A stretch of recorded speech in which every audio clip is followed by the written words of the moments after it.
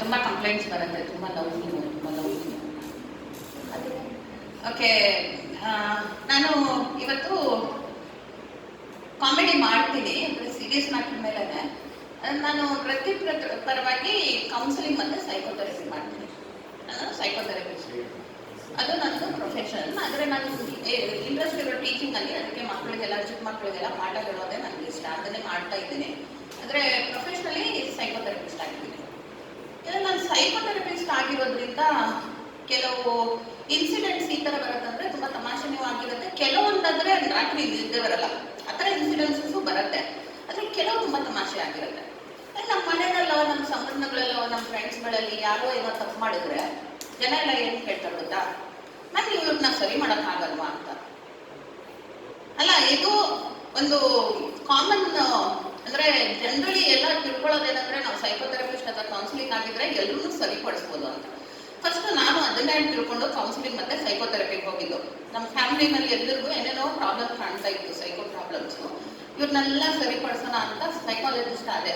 ಅಲ್ಲಿ ಹೋದ್ಮೇಲೆ ಗೊತ್ತಾಯ್ತು ನಮ್ಮ ಫ್ಯಾಮಿಲಿಗೂ ಫ್ರೆಂಡ್ಸ್ಗೂ ನಾವು ಕೌನ್ಸಿಲಿಂಗು ಸೈಕೋಥೆರಪಿ ಮಾಡೋ ಥರ ಇಲ್ಲ ಅಂತ. ತುಂಬ ದೊಡ್ಡ ಡಿಸಪಾಯಿಂಟ್ ಆಯಿತು. ನಾನು ಕೌನ್ಸಿಲಿಂಗ್ನಲ್ಲಿ ನಾನು ಏನು ಮಾಡ್ತೀನಿ ಅಂತ ಕೆಲವು ಜನ ಕೇಳ್ತಾರೆ. ಅದು ವೆರಿ ಸಿಂಪಲ್. ನಾನು ಬೇರೆಯವ್ರು ಮಾತಾಡೋದನ್ನ ಕೇಳೋದು, ಅವ್ರು ನನಗೆ ದುಡ್ಡು ಕೊಡ್ತಾರೆ, ಫೀಸ್.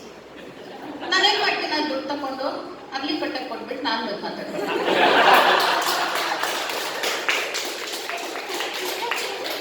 ಇವಾಗ ಇವ್ರು ಮಾತಾಡೋದೇನಂದ್ರೆ, ನನ್ನ ಕೆಲಸ ಏನಂದ್ರೆ ಕುರ್ಚಿ ಹಾಕೊಂಡು ಕೂತ್ಕೊಳ್ಳೋದು. ನಾನು ಇವಾಗ ಕೆಲವು ಜನಕ್ಕೆ ಏನಾದರೂ ಪ್ರಾಬ್ಲಮ್ಸ್ ಅಂದರೆ ಯಾರೋ ಕುಡಿತಾರೆ, ಸ್ಮೋಕಿಂಗ್ ಮಾಡ್ತಾರೆ, ಸಿಟ್ ಜಾಸ್ತಿ ಮಾಡ್ತಾರೆ, ನಂಗೆ ಹೇಳ್ತಾರೆ ನೀವು ಇವ್ರನ್ನ ಚೇಂಜ್ ಮಾಡ್ಬೋದಾ, ಬದಲಾಯಿಸ್ಬೋದಾ ಅಂತ. ಆ್ಯಕ್ಚುಲಿ ಅದು ಅಲೌಡ್ ಇಲ್ಲ ನಮ್ಮ ಪ್ರೊಫೆಷನಲ್ಲಿ. ಅವರು ಕೌನ್ಸಿಲಿಂಗ್ ಯಾರು ಬರ್ತಾರೋ ಅವರೇ ನಿರ್ಣಯಿಸಬೇಕು, ನಾನು ಬದಲಾಗಬೇಕು, ನನ್ನಲ್ಲಿ ಪ್ರಾಬ್ಲಮ್ ಇದೆ ಅಂತ. ನಾನು ಪ್ರಾಬ್ಲಮ್ ಹುಡ್ಕೋದಿಲ್ಲ ಡಾಕ್ಟರ್ಸ್ ಥರ, ಅವರೇ ಹುಡ್ಕೊತಾರೆ. ಅವ್ರು ಬರ್ತಾರೆ, ನಂಗೆ ಈ ಥರ ಪ್ರಾಬ್ಲಮ್ ಇದೆ, ಇದಕ್ಕೆ ಏನು ಸೊಲ್ಯೂಷನ್ ಅಂತ ಅವ್ರು ನಂಗೆ ಹೇಳ್ತಾರೆ. ನಾನೇನು ಮಾಡೋದು, ತಿರುಗಿ ಅವ್ರನ್ನೇ ಕೇಳೋದು, ಏನು ಸೊಲ್ಯೂಷನ್ ಇದೆ ನಿಮ್ಮ ಹತ್ರ. ಅವ್ರೊಂದು 5-6 ಇಡ್ತಾರೆ, ಇದರಲ್ಲಿ ಯಾವ್ದು ಸರಿ ಇದೆ ಮೇಡಮ್ ಅಂತಾರೆ. ಪುನಃ ನಾನು ಅವ್ರನ್ನೇ ಕೇಳೋದು, ನಿಮ್ಗೆ ಯಾವ್ದು ಒಳ್ಳೇದಿದೆ ಅನ್ಸುತ್ತೆ. ಯಾಕಂದ್ರೆ ನಾವು ರೆಸ್ಪಾನ್ಸಿಬಿಲಿಟಿ ತಗೊಳಂಗಿಲ್ಲ, ನಾಳೆ ನಮ್ಮನ್ನು ಬಂದು ಕೇಳ್ತಾರೆ ಅವರು. ಅದನ್ನು ಹಾಗೆ ತಗೊಂಡು ಹೋಗಿ ಅವ್ರು ಬದಲಾಗ್ಬೇಕಂತ ಹೇಳಿ ಪ್ರಾಬ್ಲಮ್ ತಗೊಂಡು ಬಂದು ನಮ್ಮಂದಿಟ್ಟು ಸೊಲ್ಯೂಷನ್ಸ್ ಎಲ್ಲ ಹುಡುಕಿ ಅದರಲ್ಲೇ ಒಂದು ಸೊಲ್ಯೂಷನ್ ಚೂಸ್ ಮಾಡಿಕೊಂಡು ಅವರೇ ಸಾಲ್ವ್ ಮಾಡ್ಕೊಳ್ತಾರೆ, ಫೀಸ್ ನಮ್ಗೆ ಕೊಡ್ತಾರೆ. ಇದು ನಮ್ಮ ಪ್ರೊಫೆಷನ್. ಇದರಲ್ಲಿ ಇವಾಗ ಕೆಲವು ಜನ ಕೌನ್ಸಿಲಿಂಗ್ ಬರೋರು ಹುಡುಗಿರು ಹುಡುಗರಲ್ಲಿ ಡಿಫ್ರೆನ್ಸ್ ಇದೆ. ಹುಡುಗಿಯರು 100 ಪ್ರಾಬ್ಲಮ್ಸ್, ಸ್ಪೆಷಲಿ ರಿಲೇಷನ್ಶಿಪ್ ಇಲ್ಲಿದ್ರಂತೂ ತುಂಬ ಪ್ರಾಬ್ಲಮ್ಸ್ ಇರುತ್ತೆ ಅವ್ರದ್ದು. ಆ ಪ್ರಾಬ್ಲಮ್ಸ್ ಏನಂದರೆ, ಇವಾಗ ಬರ್ತಡೇ ಮತ್ರು ಅಂತ ಹೇಳಿ ಅವರು ಮರ್ಡರ್ ಮಾಡಿದ್ರು ಎಲ್ಲರೂ ಅರ್ಥ ಮಾಡ್ಕೊಳ್ತೀರಾ. ನಿಮ್ಮ ಬರ್ತಡೇ ಮರ್ತು ನಮ್ಮ ಬಾಯ್ ಫ್ರೆಂಡು, ನೀವು ಒಂದು ಕೊಲೆ ಮಾಡಿದ್ರೆ ಪರವಾಗಿಲ್ಲ, ಬೇಜಾರಾಗತ್ತೆ. ಇವಾಗ ಇರೋ ಇಶ್ಯೂಸ್ಗೂ ತುಂಬಾ ವಿಚಿತ್ರ ಅನಿಸುತ್ತೆ. ನಮ್ಮ ಆ್ಯನಿವರ್ಸರಿ ಡೇಟ್ ನೆನಪಿಲ್ಲ, ಹುಡುಗನಂತೂ ಕನ್ಫ್ಯೂಷನ್. ಯಾವ ದಿನ ಮೀಟ್ ಮಾಡಿ, ಅವ್ನು ಯಾವಾಗಲೂ ಹುಡುಗಿ ನೋಡ್ತಾ ಇದ್ದ, ಯಾವ ಹುಡುಗಿ ನೋಡ್ತಾ ಇದ್ದ ಅನ್ನೋದು ಅವ್ನಿಗೆ ಗೊತ್ತಿಲ್ಲ. ಹಂಗಾಗಿ ಅವನಿಗಂತೂ ಕನ್ಫ್ಯೂಷನ್. ಅದೇನೋ ಚಿಟ್ ಕೊಟ್ಟಿದ್ಲಂತೆ ಅವ್ನು ಫಸ್ಟು, ಬರ್ಕೊಬಿಟ್ಟೇನೋ ನಂಬರು, ಏನೋ ಅಡ್ರೆಸ್ಸು ಅಥವಾ ಯಾವುದೋ ಅಂಗಡಿ ಹೆಸರು ಏನೋ ಬರ್ಕೊಟ್ಟಿಲ್ಲ, ಅದನ್ನು ಕಳೆದು ಹಾಕ್ಬಿಟ್ಟಿದ್ದಾನೆ. ಈ ಇಶ್ಯೂಸ್ಗೆ ಕೌನ್ಸಿಲಿಂಗ್ ಬರ್ತಾರೆ. ಆಮೇಲೆ ಬೈಯೋದಂತೂ ಒಂಥರ ತುಂಬ ವಿಚಿತ್ರ. ಇವಾಗ ನಿಮ್ಮಲ್ಲಿ ಎಷ್ಟು ಜನ ಹುಡುಗರು ಇದ್ದೀರಲ್ವ, ಯಾಕೆ ಅತಿ ಕೆಟ್ಟವ್ರು ಇದ್ದೀರ ಇಲ್ಲಿ? ಒಬ್ರೇನಾ? ನಮ್ಮ ಕೌನ್ಸಿಲಿಂಗ್ ಬರೋ ಹುಡುಗಿರಿಗೆ ಒಬ್ರು ಬಳ್ಳೋರು ಇಲ್ಲೆಲ್ಲ ಇದ್ರಲ್ವ, ಈ ಅಬ್ಬಿ ಬಿಟ್ಟು ಇಲ್ಲಿ ಯಾರು ಸಿಗಲ್ವಂತೆ, ಇವರೇ ಸಿಗೋದಂತ ಅವ್ರಿಗೆಲ್ಲ. ಕೆಟ್ಟವರೇ ಸಿಗೋದಂತೆ, ಒಬ್ರಾದ್ರೂ ಒಳ್ಳೆಯವ್ರು ಸಿಗ್ಬಾರ್ದ ಅಂತ ನಾನು ಹೇಳೋದು. ಬಂದ್ಬಿಟ್ಟು ಆಮೇಲೆ ಏನ್ ಹೇಳ್ತಾರಂದ್ರೆ, ಅಯ್ಯ ನನ್ನ ಬಾಯ್ ಫ್ರೆಂಡು ಎಂತ ಕೆಟ್ಟ ಮನುಷ್ಯ, ಅಲ್ಲಿಗೆ ಸ್ಟಾಪ್, ಕರೆಕ್ಷನ್ ಮಾಡ್ತಾರೆ. ಮನುಷ್ಯನ ಇವನು ನಾಯಿ ಅಂತಾರೆ. ಅಲ್ಲಿ ಅದಕ್ಕೂ ಕರೆಕ್ಷನ್. ಪಾಪ ಅದು ನಿಷ್ಠಾಂತ ಪ್ರಾಣಿ, ಅದಕ್ಕಾಗಿ ಇವನು ಹೆಸರುಗಳು ಬೈಬೇಕು. ಆಮೇಲೆ ಒಂದು ಲಿಸ್ಟ್ ಬರುತ್ತೆ ಅವ್ನು ಬೈಗಳದ್ದು, ಅದನ್ನ ನಿಮ್ಗೆಲ್ಲ ಹೇಳಂಗಿಲ್ಲ, ಇಲ್ಲಿ ನಂಗೆ ಹೊರಗಾಗ್ಬಿಡ್ತಾರೆ, ಅಪ್ಲಿಕೇಟ್ ಸೆನ್ಸರ್ ಮಾಡಿಬಿಟ್ಟು ಅಷ್ಟೊಂದು ಬೈತಾರೆ. ಹುಡುಗರ್ದು ಆ ಥರ ಪ್ರಾಬ್ಲಮ್, ಒಂದೇ ಒಂದು ಪ್ರಾಬ್ಲಮ್ ಅವ್ರಿಗೆಲ್ಲ. ಏನ್ ಮೇಡಮ್, ಈ ಮುಟ್ಟಿದ್ರ ಅಂದ್ರೆ ಬೆಂಕಿ ಹಚ್ದಂಗೆ ಆಡ್ಕೊಂತಾಳೆ, ಏನೇ ಒಂದ್ ಜಗಳ ಆಗ್ಲಿ ಡಂಟ್ ಟಚ್ ಮೀ ಅಂತಾರೆ. ಇದೊಂದೇ ಅವ್ರದ್ದೊಂದೇ ಪ್ರಾಬ್ಲಮ್. ಇನ್ನು ಏನಂದ್ರೆ, ಇದು ಬ್ರೇಕಪ್ ಆದವರು ನನ್ನ ಹತ್ರ ಬರ್ತಾರಲ್ವಾ, ಅವ್ರು ನನ್ನ ಬಗ್ಗೆನೇ ರಿಸರ್ಚ್ ಮಾಡ್ತಾರೆ. ಯಾಕಂದ್ರೆ ಕಂಡ್ಕೊಂಡವ್ರ ಹತ್ರ ಎಲ್ಲ ಹೋಗ್ಬಿಟ್ಟು ಅವ್ರ ಬ್ರೇಕಪ್ ಸ್ಟೋರಿ ಹೇಳ್ಕೊಳಕ್ ಆಗಲ್ಲ, ಫ್ರೆಂಡ್ಸ್ ಹತ್ರ ಹೇಳ್ಕೋಬಹುದು. ಕೌನ್ಸಿಲಿಂಗ್ ಬಂದು ನನ್ನ ರಿಸರ್ಚ್ ಮಾಡ್ತಾರೆ.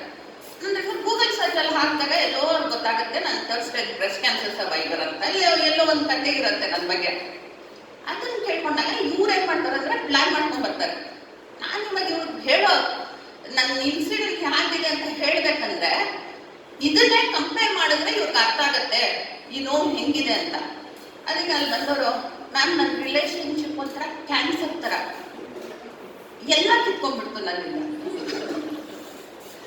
ಅದು ಇವ್ರು ನನ್ ಬಿಟ್ಟೋದ್ರಲ್ವಾ, ಎಂತ ನೋವಾಯ್ತಂದ್ರೆ ಕ್ಯಾನ್ಸರ್ ಬಂದಾಗ ನಿಮ್ ಬಾಡಿ ಪಾರ್ಟ್ ಒಂದು ತಗ್ದಾಗ ಹೆಂಗ್ ನೋವಾಗತ್ತೆ ಆ ತರ ನೋವಾಯ್ತು. ಕಂಪ್ಯಾರಿಸನ್ ಮಾಡೋದು. ಇನ್ನೊಂದೇನಂದ್ರೆ ಇವಳು ಮಾಡೋ ಮಾತಂದ್ರೆ ನನ್ಗೆ ಹೆಂಗಾಗತ್ತಂದ್ರೆ ಕೀಮೋಥೆರಪಿ ಕೊಟ್ಟಂಗಾಗತ್ತೆ, ಹಂಗೆ ಉರಿಯತ್ತೆ ಮೈಯೆಲ್ಲ. ಕೂದಲು ಉದ್ರೋದ್ ಬೇಡ, ನಾನೇ ಕಿತ್ಕೋಬೇಕು ಅಂತ ಮಾತಾಡ್ತಾಳೆ ಹುಡುಗಿ.